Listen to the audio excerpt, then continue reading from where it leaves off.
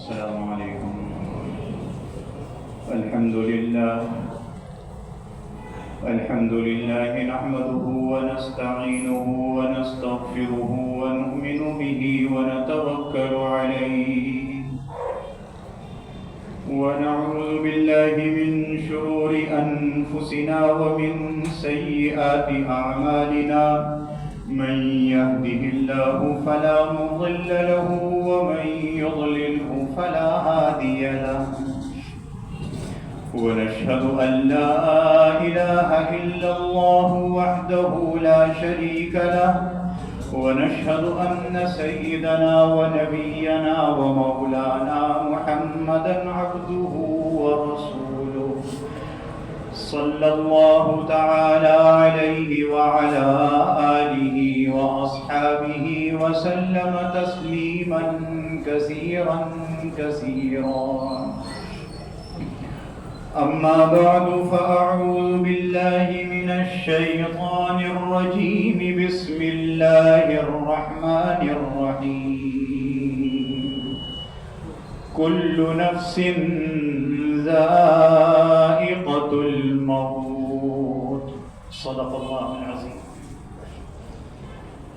بزرگان محترم اور برادران عزیز، اسلام نے مسلمانوں کے لیے جو عقائد بتلائے ہیں، ان عقائد کا ذکر آپ کے سامنے ہو رہا ہے، اور یہ عقیدہ، یہ فکر مسلمانوں کے اندر ہونا لازمی ہے۔ عقائد درست نہ ہوں تو خیر کے کام، نیکی کے کام، جو کچھ بھی کیے جائیں اللہ کے ہاں مقبول نہیں ہے۔ تو عقائد میں جس شعبے کا بیان اس وقت ہوگا وہ ہے حساب کتاب، حشر نشر، قیامت۔ ان سب کا نام ہے قیامت۔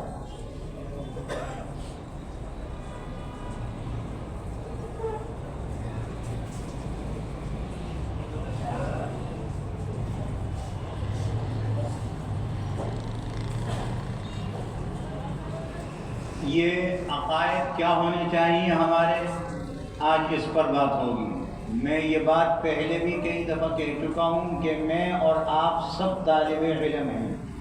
طالب علم کا مطلب یہ علم کو حاصل کرنے والے، نہ میں یہ کہہ سکتا ہوں کہ علم مکمل ہے میرے پاس، نہ آپ کہہ سکتے ہیں۔ اس لیے ہم ایک دوسرے کو اپنا سبق پڑھا اور سنا رہے ہیں، تو یہ سبق ہے سب۔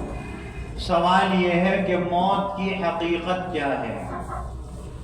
یہ بڑا عجیب سوال ہے اور اس کا جواب بھی بڑا عجیب ہے۔ یہ ایسی چیز ہے کہ جس پر دنیا کے کسی بھی گروہ اور جماعت کے انسان کا اختلاف نہیں ہے۔ یہ ایسی چیز ہے موت۔ موت اللہ تعالی کی پیدا کردہ ایک مخلوق ہے، جس طرح میں اور آپ مخلوق میں سے۔ الذي خلق الموت والحیات لیبلوکم ایکم احسن عملا۔ اللہ نے مخلوق فرمایا سورہ تبارک الذی میں اس کو، جب کسی جاندار پر آتی ہے تو اس کے جسم سے روح کا رابطہ اور تعلق ختم کر دیتی ہے۔ جاندار کوئی بھی ہو، ایک پرندہ اڑنے والا ہو، ایک چوپایا ہو، درندہ ہو، انسان ہو، جن ہو، جس پر آتی ہے روح اس کے جسم سے ختم ہو جاتی ہے۔ یہ روح ایک کرنٹ ہے۔ موت ایک ایسی حقیقت ہے، دیکھیے یہ بات، موت ایک ایسی حقیقت ہے جس کا کوئی ملحد، مشرک اور کافر بھی انکار نہیں کر سکتا۔ سب کے سامنے اور سب کو دیکھ رہا ہے، لیکن جو موت دے رہا ہے اس کو یاد نہیں کر رہا۔ یہ ہر جاندار کو ضرور آنی ہے۔ کل نفس ذائقۃ الموت، اللہ نے قرآن مجید میں کئی جگہ فرمایا ہے۔ موت آنے سے پہلے میت عالم دنیا سے موت آنے سے میت عالم دنیا سے عالم برزخ کی طرف منتقل ہو جاتی ہے، یہاں سے دوسری جگہ انتقال ہو جاتا ہے۔ ایک جگہ سے انتقال ہوا تھا ماں کے پیٹ سے دنیا میں، دنیا سے انتقال ہوگا برزخ میں، برزخ سے انتقال ہوگا آخرت میں۔ پھر ایک سوال ہے، موت کے بارے میں اسلامی عقیدہ کیا ہے؟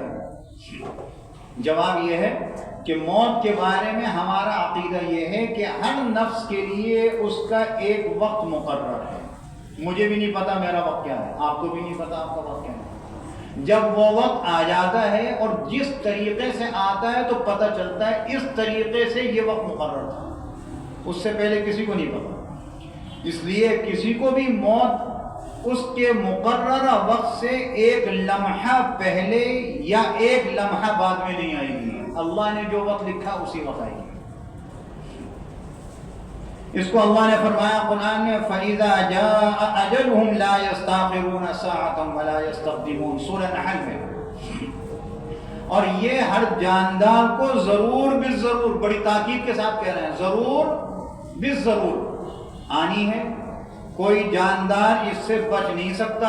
اینما تکونوا یدرککم الموت ولو کنتم فی بروج مشیدہ، سورہ نساء میں اللہ نے فرمایا موت مومن کے حق میں نعمت اور راحت ہے، بڑی آسانی ہے۔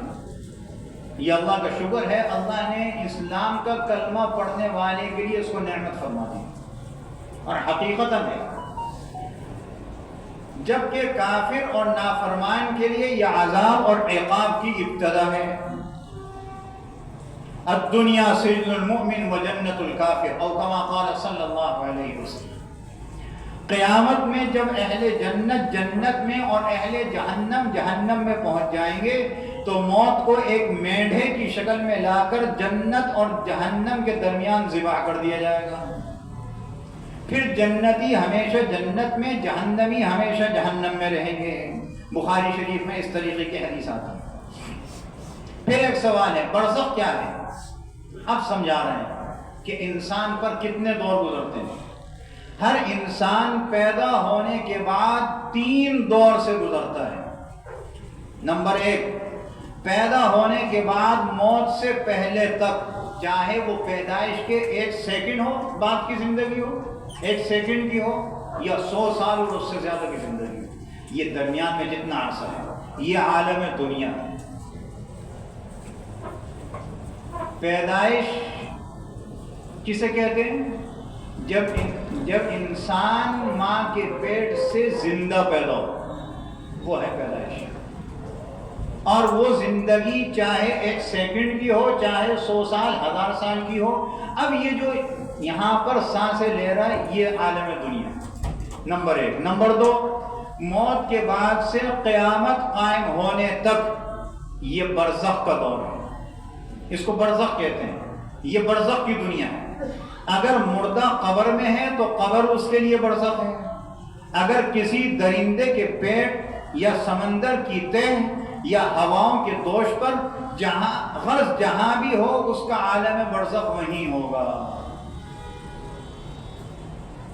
یہ ایک دور ہے نا، یہ دوسرا ہے۔ نمبر 3، قیامت قائم ہونے کے بعد سے ہمیشہ تک یہ دار بقا اور دار آخرت ہے۔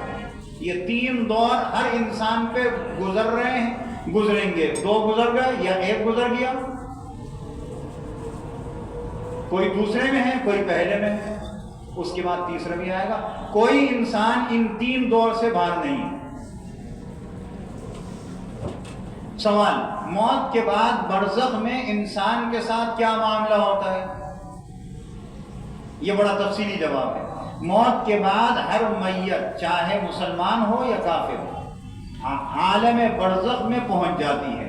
چنانچہ وہاں مومن کی روح کو بشارتوں اور خوشخبریوں کے ساتھ اور نہایت اعزاز اور اکرام سے 7ویں آسمان پر لے جایا جاتا ہے۔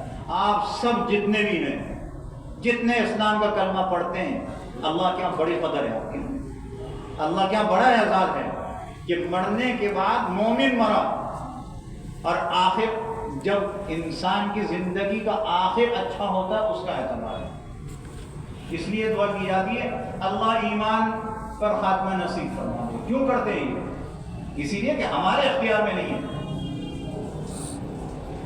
جب مومن مر جاتا ہے تو اس کی روح کو عزت احترام کے ساتھ حدیث شریف میں آتا ہے 7ویں آسمان پر لے جایا جائے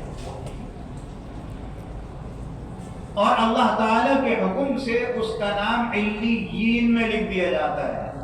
نیک لوگوں کی جہاں پر روحیں رہتی ہیں وہاں لکھ دیا جاتا ہے. اور حدیث میں آتا ہے جو نیک لوگ ہوتے ہیں تو ان کی روح کو جب علیین میں ان کا نام لکھ دیا جاتا ہے تو ان کی روح کو وہ جنت کا ایک پرندہ اپنے پروں میں لیتا ہے اور جنت میں اڑتا پھرتا ہے، سیر کراتا پھرتا ہے. اللہ ہم سب کو اپنی جنت نصیب فرما. اللہ کے لیے کوئی مشکل نہیں ہے بھائی، ہمارے لیے بہت مشکل ہے، لیکن ماننا ہمارے لیے مشکل نہیں ہے. مانتے رہیے. حدیث میں آتا ہے اللہ سے جیسا گمان رکھیں گے اللہ ویسا کرے گا. اللہ بہت اچھا کرے گا ہمارے ساتھ انشاءاللہ. اگر خدا نہ خواستہ کافر ہے تو اس کی روح کو نہایت تکلیف کے ساتھ اس کے جسم سے نکالا جاتا ہے. حدیث میں فرمایا گیا اس کی مثال دے کر کہ کافر کی روح کس طرح نکلتی ہے. کانٹے ہوں، ان کانٹوں پر روئی لپیٹ دی جائے اور اس روئی کے اندر سے ان کانٹوں کو کھینچا جائے تو کانٹوں کے ساتھ روئی بھی آتی ہے.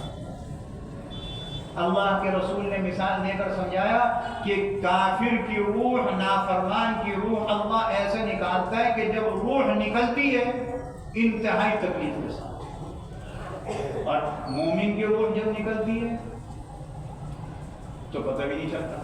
اس سے پہلے کی سختیاں تو ہیں، لیکن جب روح نکلتی ہے مومن کی اللہ ہماری روح کو آسانی کے ساتھ نکالتا ہے. بڑا کٹن وقت اللہ اسے آسان فرما دے. اور نہایت بدبودار کپڑے میں اس کی روح کو قید کر کے آسمانوں پر لے جایا جاتا ہے، مگر آسمان کے دروازے اس کے لیے نہیں کھولے جاتے اور اللہ تعالیٰ کے حکم سے اس کو نچلی زمین کے سب سے تنگ حصے میں پھینک دیا جاتا ہے. جیسے 7 آسمان اسی طرح 7 زمینیں. ایک آسمان سے دوسرے آسمان کا فاصلہ کتنا ہے ابھی تو ہمیں یہی نہیں پتا. یہاں سے آسمان دنیا کا کتنا فاصلہ ہے، اوپر کا کیا جانے. تو اس زمین سے نیچے دوسری زمین کا فاصلہ کتنا ہے ہمیں نہیں پتا. بڑی ترقی کر لی سائنس نے کہتے ہیں لوگ، لیکن یہ بات معلوم نہیں. اس نچلی زمین کے تنگ حصے میں پھینک دیا جاتا ہے. پھر اس کے بعد مومن یا کافر کو جب قبر میں دفن کر دیا جاتا ہے تو ان کی روح ان کے جسم میں لوٹا دی جاتی ہے. جہاں گئی تھی وہاں سے پھر لوٹایا جاتا ہے. اس جسم کے ساتھ تعلق قائم کیا جاتا ہے. کیوں؟ وجہ بیان ہو رہی ہے. اور منکر نکیر ان سے سوال کرتے ہیں. یہ سوال کا جواب دے گا تو روح ہوگی تو جواب دے گا. جب وہ جواب دے دے گا روح پھر چلی جائے گی. لیکن اس روح کو لوٹانے کے بعد یہ کہنا کہ دنیا کی زندگی مل گئی اسے، یہ نہیں کہہ سکتے.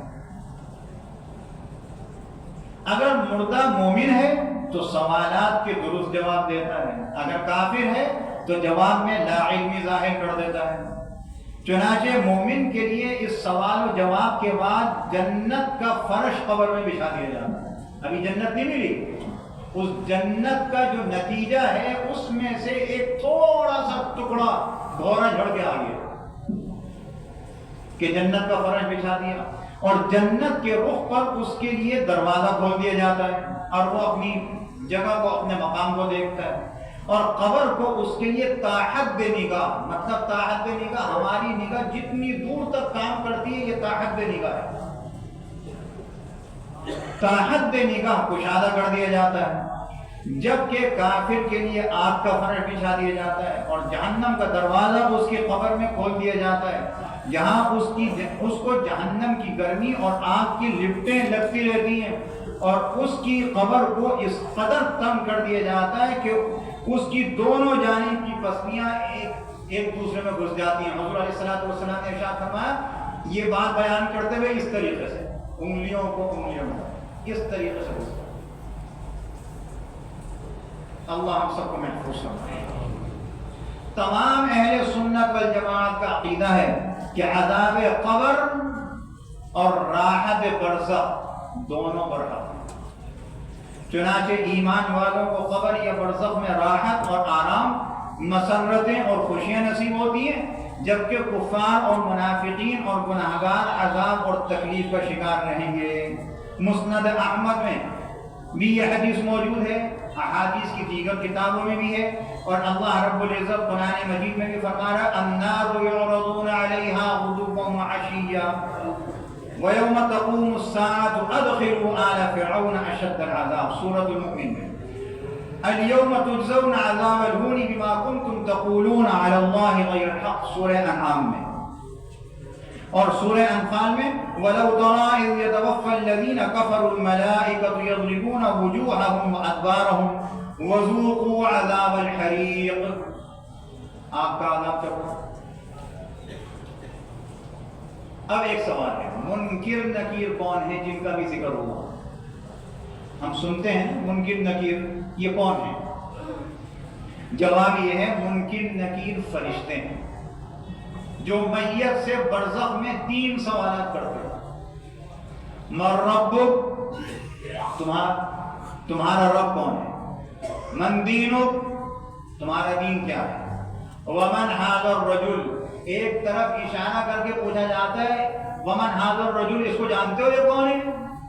محدثین فرماتے ہیں 2 تفسیریں فرماتے ہیں اس کی، یا تو حضور علیہ السلام کی شبیہ مبارک اس وقت سامنے کی جاتی ہے، اس کی طرف اشارہ کرا جاتا ہے کون ہے، اور یا فرماتے ہیں کہ اس صاحب قبر کی قبر سے لے کر جناب رسول اللہ صلی اللہ علیہ وسلم کی قبر اطہر تک درمیان میں جتنی چیزیں سب ہٹا کے حضور علیہ السلام کو سامنے کر دیا جاتا ہے۔ ومن ھذا الرجل، اس شخص کو جانتے ہو؟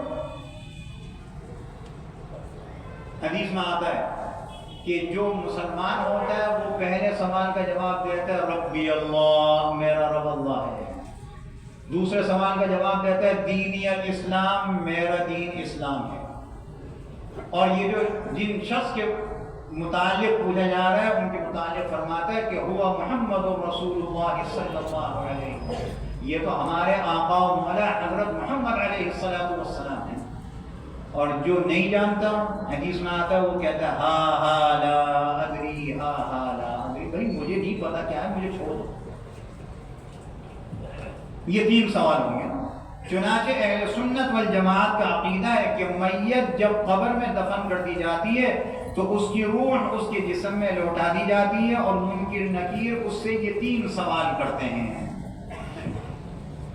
قیامت کی حقیقت کیا ہے؟ یہ ایک سوال اور ہے، اس کی حقیقت کیا ہے؟ اس کا جواب یہ ہے جب اس دنیا میں ایک بھی اللہ کا نام لینے والا نہ رہے گا۔ آپ تو نام لے رہے ہیں، اللہ کے یہاں بڑے قدر سے آپ اللہ اکبر، اس کی تکبیر بھی کرتے ہیں، اس کی تسبیح بھی کرتے ہیں، اس کی تقدیس بھی کرتے ہیں، اس کی تحلیل بھی کرتے ہیں، تو آپ تو بہت اللہ کے ولی ہیں۔ لیکن جب آپ جیسا شخص دنیا میں نہیں رہے گا، ایک بھی نہیں رہے گا، یہ باقی ساری چیزیں بہت دور کی بات، زبان سے لفظ اللہ کہنے والا نہیں ہوگا، کفر شرک نافرمانی پھیل جائے گی، تو اللہ رب العزت کے حکم سے حضرت اسرافیل علیہ السلام سور پھونکیں گے، جس کی ہیبت ناک اور کڑک دار آواز سے تمام جاندار مر جائیں گے، جتنے بھی جاندار ہیں، انسان، جنات، درندے، پرندے، سب۔ زمین ریزہ ریزہ ہو جائے گا، پہاڑ روئی کے گالوں کی طرح اڑتے پھریں گے۔ 30ویں سپارے میں اللہ نے ان کی کیفیت بیان فرمائی ہے تفصیل کے ساتھ۔ غرض تمام دنیا فنا ہو جائے گی اور اللہ تعالی کے سوا کوئی باقی نہ رہے گا، پھر دوبارہ سور پھونکا جائے گا، تو سب حساب کتاب کے لیے دوبارہ زندہ ہو جائیں گے۔ اسی کا نام قیامت، اسی کا نام حشر اور نشر ہے۔ ثم نفخ فيه اخرى فاذا هم قيام ينظرون ثم انكم يوم القيامه تبعثون، سب جمع ہو جائیں گے۔ قیامت، اب جس کا ذکر یہ ہو رہا ہے تو یہ کب آئے گی قیامت؟ اس کا جواب دیتے ہیں قیامت کے دن کی خبر انبیاء کرام علیہم السلام اپنی امتوں کو دیتے چلے آئے ہیں۔ قیامت آ رہی ہے، آئے گی، ایسا ہوگا، ایسا ہوگا، ایسا ہوگا، فلاں اعمال کا یہ نتیجہ ہوگا، فلاں عمل کا یہ نتیجہ ہوگا، سب نبی بتاتے ہیں، مگر اللہ کے آخری رسول جناب محمد رسول اللہ صلی اللہ علیہ وسلم نے آ کر بتلایا کہ قیامت قریب آ پہنچی ہے، اقتربت الساعہ، قرآن میں، اور میں اس دنیا میں اللہ کا آخری رسول ہوں۔ مطلب یہ کہ آپ کے بعد کوئی نیا نبی پیدا نہیں ہوگا، تو سب سے پہلی قیامت کی نشانی جناب رسول اللہ صلی اللہ علیہ وسلم۔ دنیا بنانے کا مقصد پورا ہو گیا، آخری پیغمبر آ گیا، اور وہ سارے پیغام لے آیا اب جو قیامت تک چلیں گے، تو اب آخری ہے، امت بھی آخری ہے۔ لیکن قیامت کب آئے گی اس کی ٹھیک تاریخ تو بہت دور کی بات ہے، سال اور صدی تک اللہ تعالیٰ کے سوا کسی کو معلوم نہیں۔ بڑے بڑے آئے فلاں سن میں قیامت آ جائے گی۔ جب یہ 14ویں صدی پوری ہو رہی تھی تو اس وقت یہ بہت تھا، اخباروں میں بھی آتا تھا، میں تو بہت چھوٹا تھا، اخباروں میں بھی آتا تھا کہ 14ویں صدی پہ دنیا ختم ہو جائے گی۔ 46واں سال چل رہا ہے اس کے بعد بھی، اور اب بھی کچھ دنوں پہلے تھا فلانی سن میں جو ہے 2022 یا 23 میں دنیا ختم ہو جائے گی۔ یہ سارے بیکار جھوٹ ہیں، اللہ نے کسی کو نہیں بتلایا۔ بڑی بڑی نشانیاں اللہ کے رسول نے بتلا دی کہ قیامت سے پہلے یہ ہوگا۔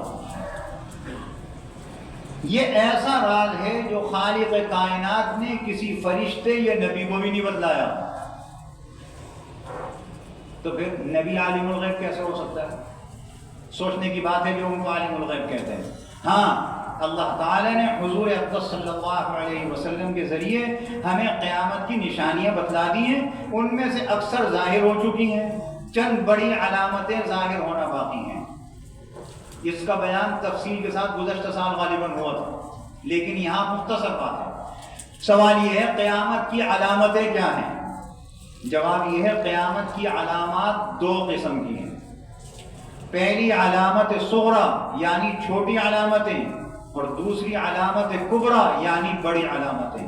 علامات صغری یعنی وہ علامتیں جو ظاہر تو ہو چکی ہیں مگر ابھی انتہا کو نہیں پہنچی، ان میں روز بروز اضافہ ہو رہا ہے اور ہوتا جائے گا، یہاں تک کہ علامات کبریٰ یعنی بڑی علامتیں ظاہر ہونے لگیں گی۔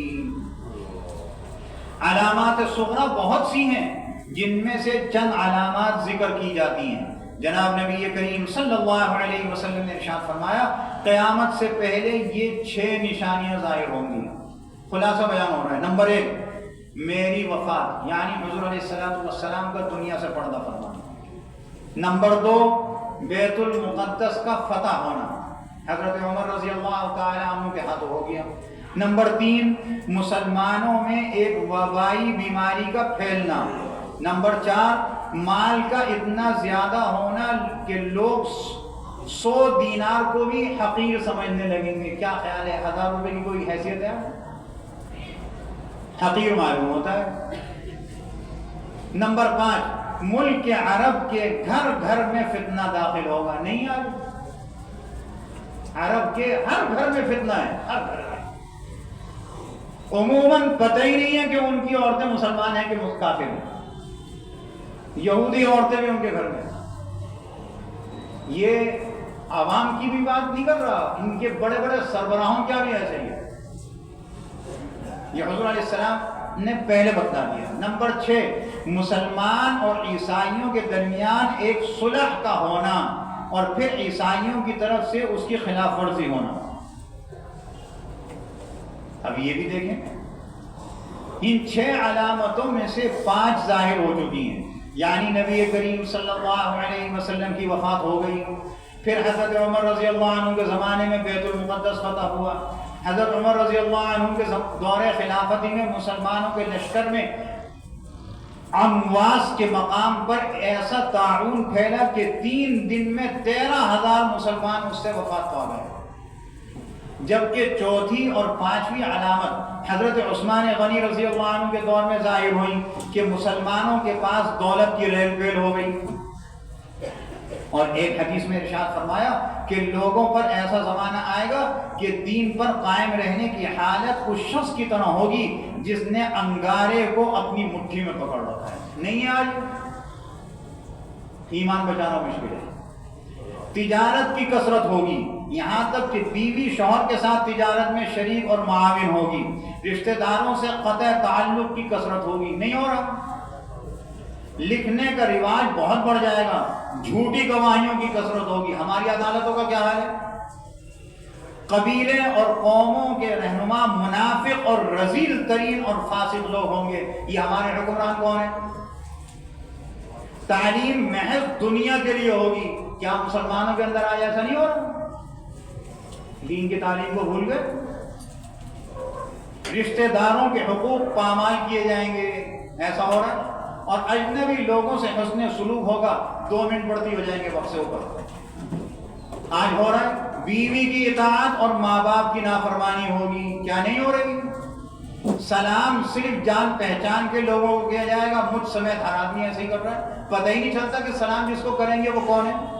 چرواہے وغیرہ کم درجے کے لوگ فخر و نمود کے طور پر اونچی اونچی عمارتیں بنانے لگیں گے. سندھ گورنمنٹ اس کا نقشہ ہے. شراب کا نام نبیذ، سود کا نام تجارت. کیا خیال ہے بینک والوں کا؟ جتنے بینکر بیٹھے ہیں کیا خیال ہے؟ تجارت نام نہیں ہے سود کا. رشوت کا نام ہدیہ رکھ کر پولیس والوں کا بھتہ لینے والوں کا کیا حال ہے؟ ہدیہ رکھ کر انہیں حلال سمجھا جائے گا. قیامت کی نشانی ہے. عورتیں عورتوں سے اور مرد مردوں سے شادی کریں گے. آپ کے یہاں قانون پاس نہیں ہوا؟ امریکہ یہ قانون ختم کر رہا ہے. کل تھا کہ 2 ہی جنس ہوں گی، عورت اور مرد، تیسرا کوئی نہیں ہوگا. ہمارے یہاں قانون پاس ہو رہا ہے. عورتیں اتنے باریک اور چست کپڑے پہنیں گی کہ وہ اس میں ننگی نظر آئیں گی. کیا نہیں ہو رہا ہمارے یہاں؟ ان کے سر بختی اونٹ کے کوہان کی طرح اونچے ہوں گے. بالوں کو اس طرح بنایا جائے گا جیسے اونٹ کے کوہان. وہ مٹک مٹک کر چلیں گی. خود بھی لوگوں کی طرف مائل ہوں گی اور لوگوں کو بھی اپنی طرف مائل کریں گی. قیامت کی نشانیوں کا خلاصہ بیان ہوا ہے یہ احادیث سے. حضرت ابو ہریرہ رضی اللہ عنہ کی احادیث سے. علامات صغرا اور بھی بہت سی احادیث میں موجود ہیں. ان سب کی خبر حضور اقدس صلی اللہ علیہ وسلم نے اس دور میں دی تھی جبکہ ایسی باتوں کا تصور بھی مشکل تھا. اس وقت تو سوچ بھی نہیں تھی. حضور علیہ السلام نے بتلا دیا تھا اللہ کے حکم سے. مگر آج سب لوگ ان علامتوں کو اپنی آنکھوں سے دیکھ سکتے ہیں. باقی انشاءاللہ آئندہ جمعے میں عرض کیا جائے گا. اللہ رب العزت ہم سب کو اپنے عقائد کی حفاظت کرنے والا بنائے. فتنہ و فساد اور شر سے محفوظ فرمائے. وآخر دعوانا الحمدللہ رب العالمین.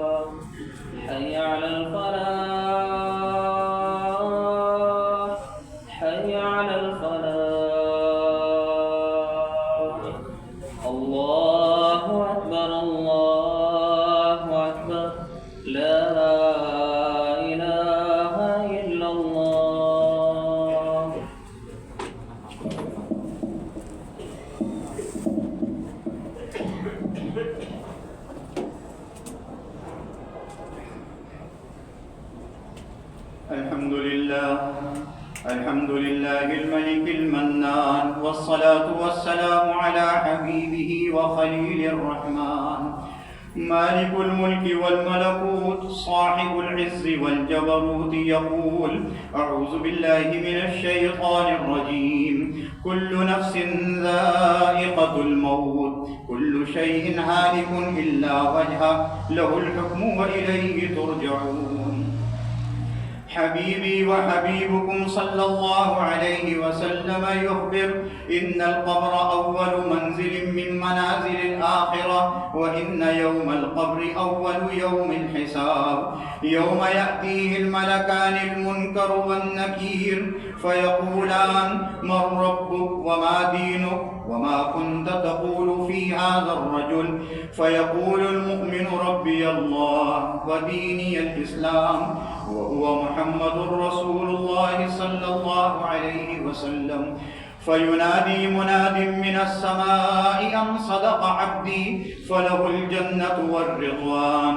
وأما الكافر فيقول: ها لا أدري، ها لا أدري.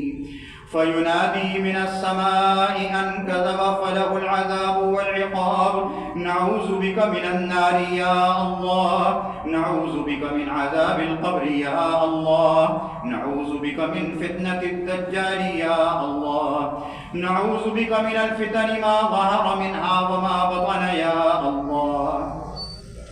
حبيبنا وحبيب الله صلى الله عليه وسلم يقول: يجمع الله يوم القيامة الأولين والآخرين في صعيد واحد، فيأتون لشفاعتهم أنبياء الله عليهم الصلاة والسلام، فيقولون لكل واحد: اشفع لنا إلى ربك الجليل. فيقول آدم خليفة الله: يا رب نفسي نفسي. فيقول نوح سفي الله: يا رب نفسي نفسي. فيقول إبراهيم خليل الله: يا رب نفسي نفسي. فيقول موسى كليم الله: إن ربي غضب اليوم غضبا شديدا، يا رب نفسي نفسي. فيقول عيسى روح الله: إن ربي غضب اليوم غضبا شديدا، يا رب نفسي نفسي. فقال: اذهبوا إلى محمد النبي الأمي صلى الله عليه وسلم، صاحب الوسيلة والفضيلة والمقام المحمود والشفاعة الكبرى. فيأتون شفيع العاصين الذي قال في شانه الكريم: لقد جاءكم رسول من أنفسكم عزيز عليه ما عنتم حريص عليكم بالمؤمنين رؤوف رحيم. فيقولون: يا محمد سلام الله عليك، أنت رسول الله وخاتم الأنبياء، وغفر الله لك ما تقدم من ذنبك وما تأخر، فاشفع لنا إلى ربك الجليل الذي وعدك ولسوف يعطيك ربك فترضى. فقال عليه الصلاة والسلام: فأنطلق فأتيت تحت العرش فأقع ساجدا لربي، فأقول: يا رب أمتي أمتي. فقالوا: يا محمد ارفع رأسك فاشفع تشفع سل تعتى. فيا أيها الراجون منه شفاعة صلى الله عليه وسلم، اتقوا الله حق تقاته ولا تموتن إلا وأنتم مسلمون. بارك الله لنا ولكم في القرآن العظيم، ونفعنا وإياكم بالآيات والذكر الحكيم.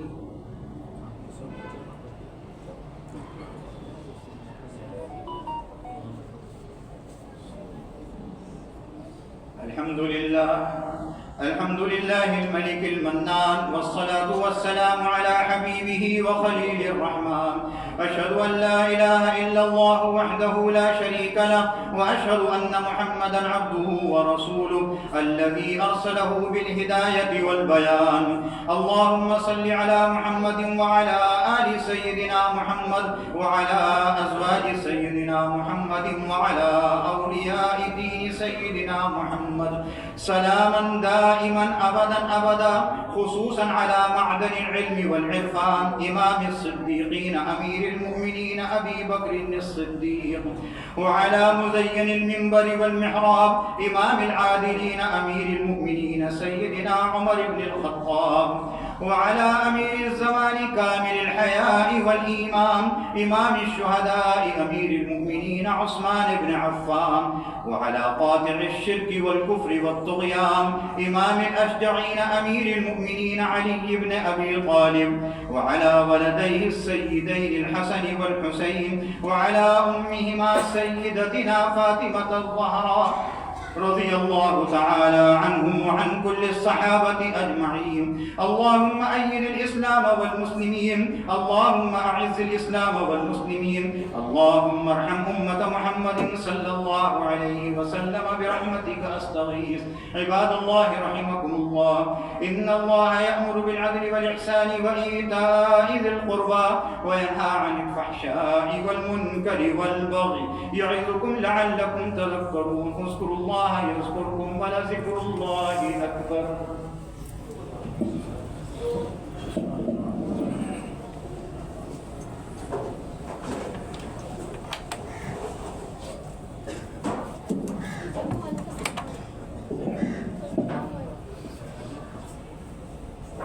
صفیں درست کر لیجئے. جو صف بچھی ہوئی ہے، صف کا جو نشان ہے، اس نشان پر اپنی ایڑی کا سرا رکھیے. آپ کی ایڑی کا سرا صف کے نشان سے آگے یا پیچھے نہ ہو، ورنہ صف ٹیڑھی ہو جائے گی. پہلے اگلی صفوں کو پورا کرنے کا اہتمام کیجیے. راستوں میں نماز نہ پڑھیے، اس سے آنے جانے والوں کو تکلیف ہوگی. جو نمازی مسجد سے باہر ہیں وہ اگلی صفوں سے اتصال بنائیں. ان کی صف میں اور اگلی صف کے درمیان میں 3 صفوں سے زیادہ کا فاصلہ نہ ہو، ورنہ پیچھے جتنے نمازی ہوں گے ان کی نماز نہیں ہوگی. ہمیشہ ٹوپی پہن کر نماز پڑھنے کی عادت بنائیے. شلوار ٹخنوں سے اونچی رکھا کیجیے. موبائل فون بند رکھیے.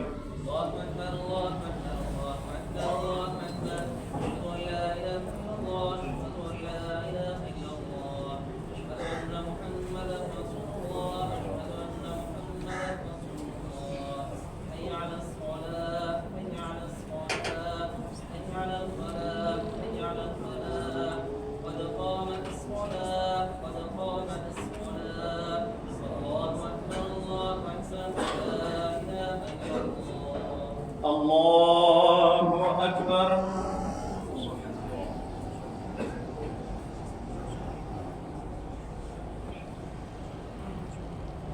الحمد لله رب العالمين الرحمن الرحيم مالك يوم الدين إياك نعبد وإياك نستعين اهدنا الصراط المستقيم صراط الذين أنعمت عليهم غير المغضوب عليهم ولا الضالين.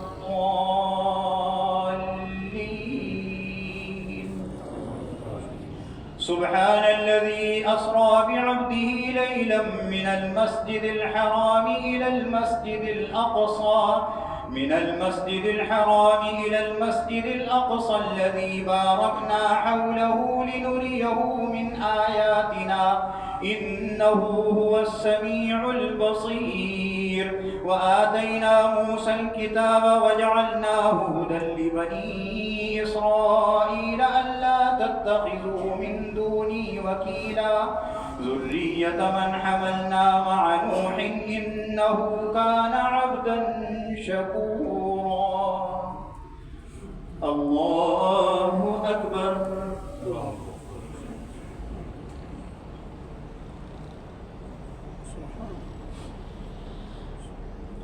سمع الله لمن حمده.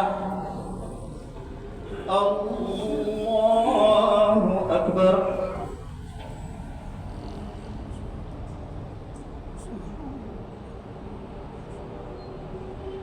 الله أكبر. الله أكبر.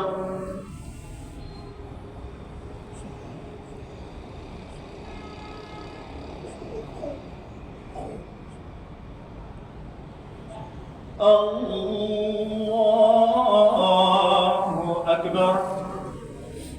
الحمد لله رب العالمين الرحمن الرحيم مالك يوم الدين إياك نعبد وإياك نستعين اهدنا الصراط المستقيم صراط الذين أنعمت عليهم غير المغضوب عليهم ولا الضالين.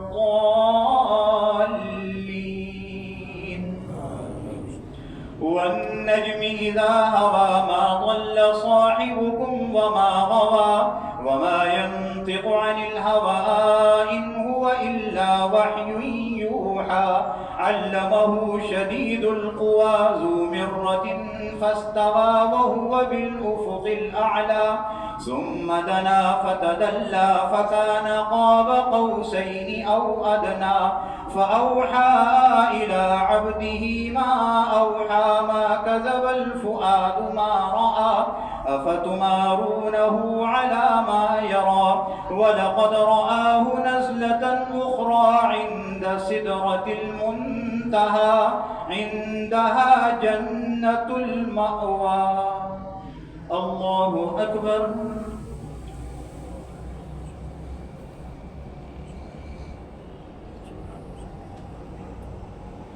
سمع الله لمن حمده. الله أكبر.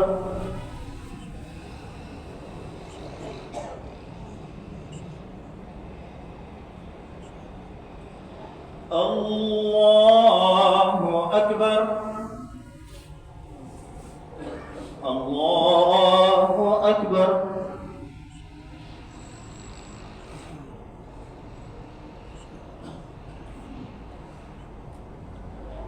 الله أكبر.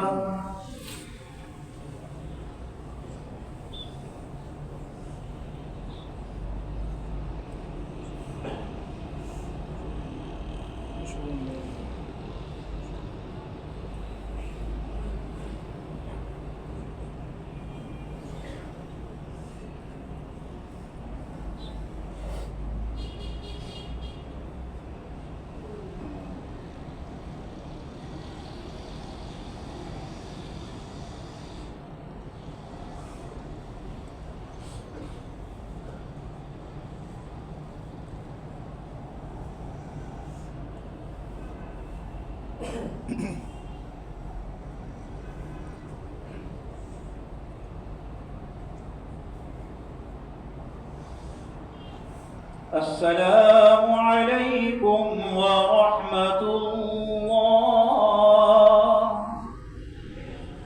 السلام عليكم ورحمة الله.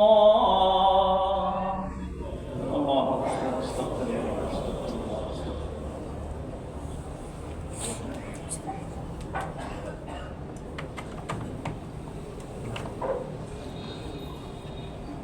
الحمد لله رب العالمين والعاقبة للمتقين والصلاة والسلام على سيد الأنبياء والمرسلين وعلى آله وأصحابه أجمعين. ربنا تقبل منا إنك أنت السميع العليم وتب علينا إنك أنت التواب الرحيم. ربنا آتنا في الدنيا حسنة وفي الآخرة حسنة وقنا عذاب النار. ربنا لا تجعلنا فتنة للقوم الظالمين ونجنا برحمتك من القوم الكافرين. اللهم أحسن عاقبتنا في الأمور كلها وأجرنا من خزي الدنيا وعذاب الآخرة. اللهم إنا نجعلك في نحورهم ونعوذ بك من شرورهم. اے اللہ ہم سب کے گناہوں کو معاف فرما، شرور و فتن سے محفوظ فرما، مقاصد حسنہ میں کامیابی عطا فرما، جتنے بیمار ہیں سب کو شفاء کلی عطا فرما۔ اے اللہ جو اس دنیا سے چلے گئے ان کے لیے مغفرت کا معاملہ فرما، جو پریشان حال ہیں ان کی پریشانیوں کو دور فرما، گھروں میں جو رشتوں کی وجہ سے پریشان ہیں ان کے لیے نیک صالح رشتے فرما، جو اپنی اولادوں کی طرف سے پریشان ہیں ان کی پریشانیوں کو دور فرما۔ اے اللہ ہماری اولادوں کو نیک بنا، اپنے دین پر چلنے والا بنا، دین اسلام کا داعی بنا، ماں باپ کو مطیع اور فرمانبردار بنا۔ اے اللہ جو کاروباری پریشانیوں مبتلا ہیں ان کی پریشانیوں کو دور فرما، جائز اور حلال روزگار عطا فرما، حرام سے بچنے کی توفیق عطا فرما۔ کل سے پورے ملک میں وفاق المدارس کے تحت امتحانات شروع ہو رہے ہیں اور پورے ملک میں ایک ساتھ امتحان ہوں گے، 15 دن یہ امتحان رہیں گے۔ دعا کیجیے جو بھی اس میں امتحان میں طلبہ اور طالبات شریک ہو رہے ہیں، اے اللہ ان سب کو کامیابی عطا فرما، اپنے دین کے لیے قبول فرما، اور جو امتحانات مدرسوں میں ہو رہے ہیں اے اللہ ان میں بھی طلبہ اور طالبات کو کامیابی عطا فرما۔ حافظ ذکی صاحب بیمار ہیں، دعا کیجیے اللہ رب العزت انہیں صحت کاملہ عطا فرمائے۔ ہمارے حضرت مولانا سید حامد میاں صاحب رحمۃ اللہ علیہ کے چھوٹے بھائی جناب سید شاہد میاں صاحب کا ہفتے کے دن دہلی میں انتقال ہو گیا، دعا کیجیے اللہ تعالیٰ ان کی مغفرت فرمائے، ان کے تمام متعلقین کو صبر جمیل عطا فرمائے، اور اے اللہ ان کو اپنی جنت میں جگہ عطا فرمائے۔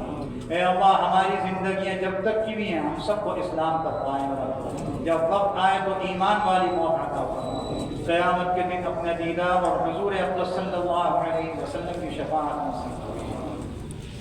رب اجعلني مقيم الصلاة ومن ذريتي ربنا وتقبل دعاء ربنا اغفر لي ولوالدي وللمؤمنين يوم يقوم الحساب سبحان ربك رب العزة عما يصفون وسلام على المرسلين والحمد لله رب العالمين.